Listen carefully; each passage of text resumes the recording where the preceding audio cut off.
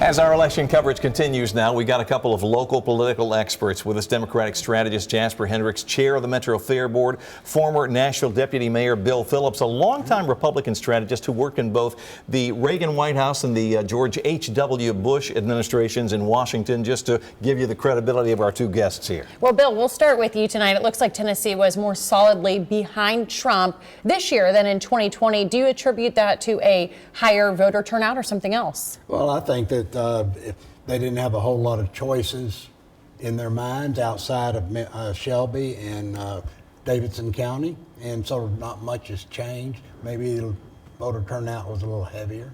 Yeah, it looked like the Republicans were jumping on it, certainly in the early voting. Jasper, the Democrats were hoping to make some inroads, and we've talked about it on this set many times. You know, you got to win at some point. Didn't win the U.S. Senate seat, and the Democrats didn't really think they would, but, Gloria Johnson raised some money. There's a couple of state house races. You got to take care of business and hang on to what you got. What did you see here in Davidson County and beyond on the state house level? So I think that what we saw here in Davidson County, what we're seeing here in Davidson County, is that we're going to keep the seats that we've been defending here, because, of course, the Republicans were trying to take every seat. It's not good enough just for them to have the supermajority, but they want all 99 seats, and so we were able to defend, our seats here in the 60th district. Also, it looks like we're going to defend the seat to keep the seat of Ronnie Glenn in Clarksville. But there are a couple of close races out in Shelby County, as well, that we're keeping an eye on as results are coming in. You think the Dems might actually pick up a state house seat? Possibly. There's still a possibility. We're keeping our eyes on the Gillespie seat out in Shelby County. That was been pretty close right now with the early vote turnout, and that's one that the Democrat has been working very hard in hopes to flip.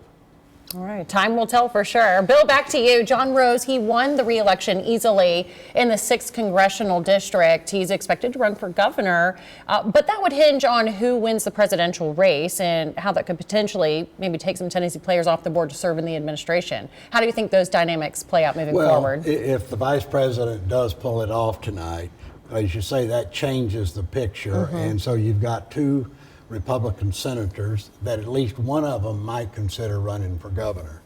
I'd be surprised if Marsha Blackburn ran for governor, but who knows?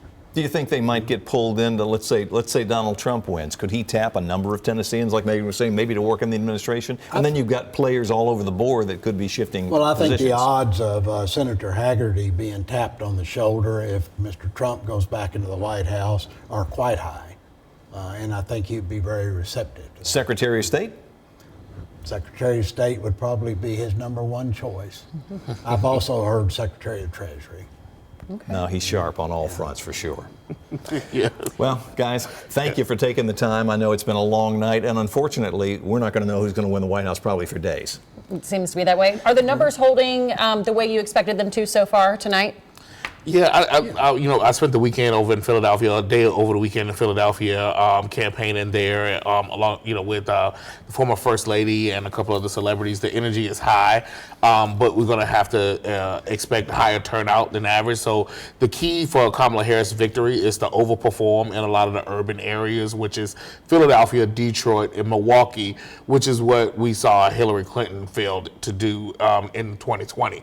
So if we see those, and then also in North Carolina, pull out of North Carolina. I was in North Carolina weekend before last. The energy there too was busy. high, right?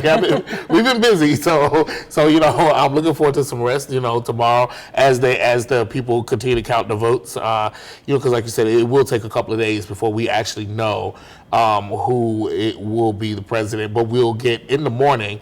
We will probably have some sort of idea, but it will take a couple of days for it to all shake out. All right, we will leave it there.